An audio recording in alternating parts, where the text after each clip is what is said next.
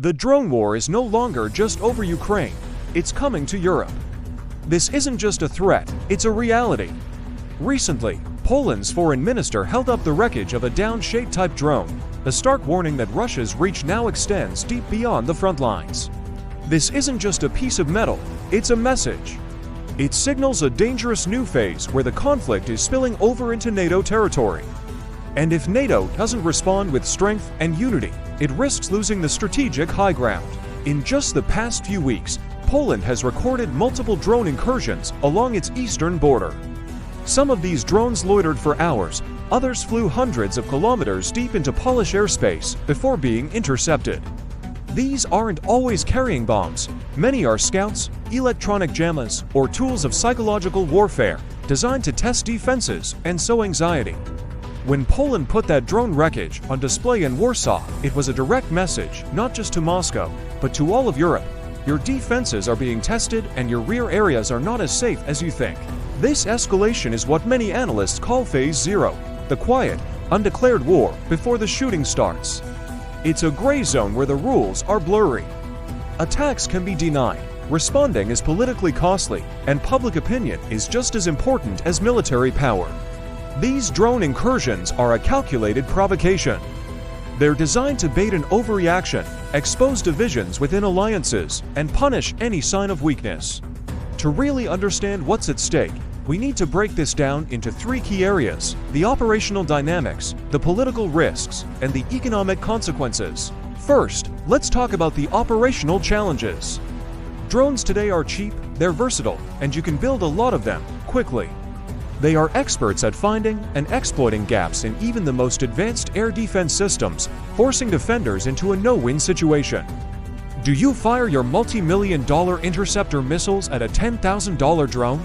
If you do, you'll go broke. If you don't, the attacks will only get worse.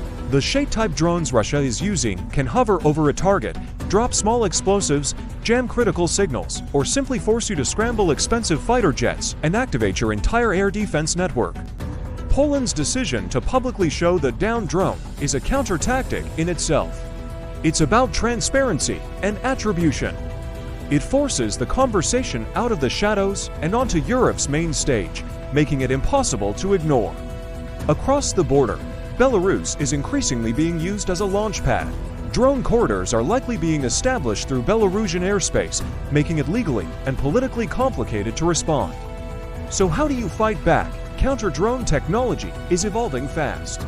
We're talking advanced radar, acoustic sensors that listen for drones, and even high-tech directed energy weapons lasers. But creating a defensive umbrella with this technology to cover all of Eastern Europe is a massive undertaking technically, financially, and logistically. The key isn't just having the gear, it's integration. You need to link radar, electronic jammers, interceptor drones, and command centers into a single, seamless network that shares data across borders in real time. A drone that hits a target in Poland today might be controlled by an operator in Russia, or maybe Belarus. Being able to prove who is responsible is absolutely critical for justifying a unified response. But Russia's strategy is more complex than just flying drones. These incursions are often synchronized with other hybrid attacks. Imagine this: a cyberattack hits the power grid or communication networks just as a swarm of drones is detected heading for an electrical substation. The drones cause physical damage, while the cyberattack disrupts the control systems, preventing a quick response. The result: widespread blackouts, confusion, public panic, and immense political pressure. The question for Europe is no longer just how do we shoot them down. It's how do we function when our systems are under constant attack. This brings us to the second point, the immense political and alliance risks. This drone war is being fought in the political arena as much as it is in the air. By probing NATO's borders, Russia is forcing European governments to make very difficult political decisions. Poland's public reveal of the Shahed drone puts its allies directly in the spotlight. Will NATO back Poland with decisive action, or will they hesitate? Either way, a powerful message is sent to Moscow. Inside Brussels, the debate is already heating up. Should a central EU or NATO command have the authority to shoot down drones over a member state's territory? Some Eastern European countries are demanding exactly that, arguing it's the only way to ensure a swift, coordinated defense. But others are wary, fearing that giving up that level of national sovereignty could create a political backlash at home. And let's not forget, for countries still reliant on Russian energy or trade, the political cost of taking a hardline stance is incredibly high. Their governments might hesitate to provoke Russia further if it risks domestic stability. This is the core of hybrid warfare: exploit and widen internal divisions. Russia's goal may be to fuel political friction inside European countries, to empower parties that criticize defense spending, to spark social protests over high energy prices, or to amplify opposition to any military escalation. If public pressure mounts, leaders might feel forced to back down. By showing the drone, Poland is also sending a message to the Western public. If one of the strongest military powers in Eastern Europe can be penetrated like this, how safe is the rest of the continent? The ultimate political question for NATO is whether to treat these drone incursions as isolated border incidents or as an act of aggression that could trigger a collective defense. If a more serious attack happens in Poland in the future, will NATO invoke Article 5? And would any delay in that decision be seen by Moscow as a victory in itself? Finally, let's look at the economic and security consequences. Drone warfare is a classic example of asymmetric conflict, a low-cost weapon designed to create a high-impact effect, especially when aimed at economic vulnerabilities. Europe's energy infrastructure is a prime target. Pipelines, underwater data cables, gas compressor stations, and power substations are all within range of these new drone threats. Even a small, successful attack could disrupt supply, cause blackouts, or cripple critical operations. And the psychological impact of this vulnerability is huge. People see their energy bills rising, they hear about uncertain supplies, and then they see news reports of drone attacks in neighboring countries. That stress creates political pressure that leaders cannot ignore. Many European countries are still tied to Russian energy through old contracts and existing infrastructure, giving Moscow continued leverage despite sanctions. Then there's the sheer cost of defense.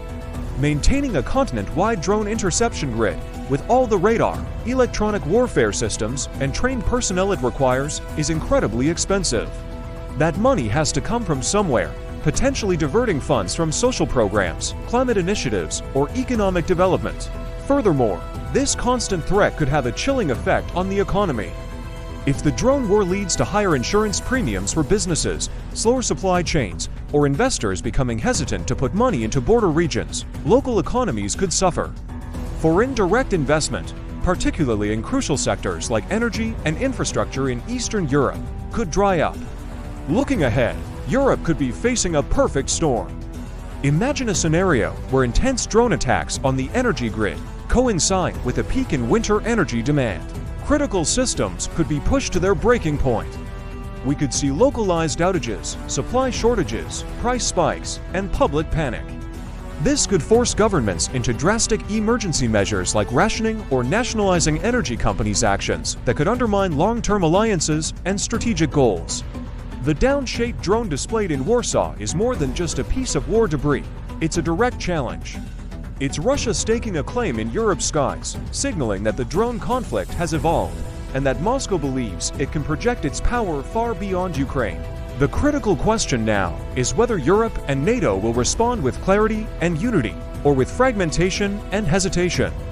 In the coming months, we should expect to see more of these drone incursions, probably combined with cyber events and escalating pressure on energy systems. The countries that can quickly integrate their detection, response, attribution, and public messaging will be the most successful at thwarting Russia's Phase Zero ambitions. Those that hesitate or remain divided may find themselves constantly on the back foot, reacting to a war that began quietly but threatens to escalate very, very loudly. If this trend continues, Europe could be heading into a winter defined not just by the cold, but by coercion, blackouts, and profound strategic uncertainty. The war has already crossed into Europe's skies. Now it's up to the continent to decide whether to contain it decisively or let it spread. Thanks for watching. If you found this analysis valuable, please consider liking this video and subscribing to the channel for more deep dives into global security. Your support helps us continue to bring these important stories to light. See you in the next video.